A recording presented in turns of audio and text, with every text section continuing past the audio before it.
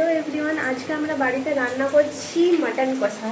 আমি আর দিদি মিলে আজকে কি মাটন রান্না করছি, ভুনা মাটন, সরি। আজকে ভুনা মাটন রান্না করছি, একদম ব্ল্যাক কালারের হবে। তো এখন এই যে পেঁয়াজটা ভাজছি, এটা আমি মাংসর সঙ্গে ম্যারিনেট করব। একটু লো ফ্লেম করতো। আর এইদিকে হচ্ছে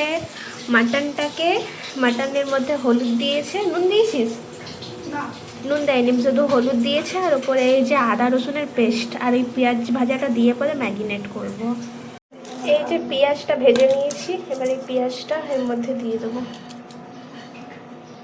এটা আমি একটা ইউটিউবে রান্না দেখে পরে রান্নাটা করছি, নিজের মন থেকে কিছুই না।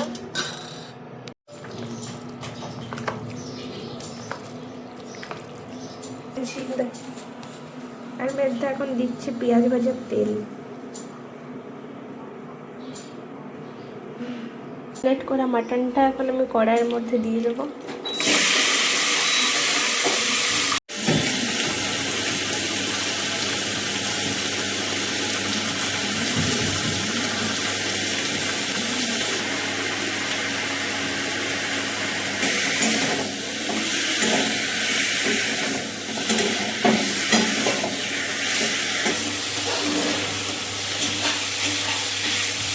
দিদি করছে চাটনি, টমেটো চাটনি। মাটনটাতে এবারে জল দিয়ে সিদ্ধ হতে দিয়ে দিলাম।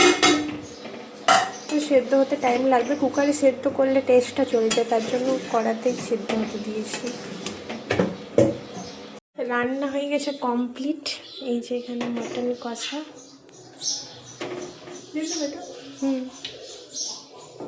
আর এই যে ভাত, আলু ভুজিয়া, শসা, আর এটা হচ্ছে আলু মাখা, আর যে চাটনি,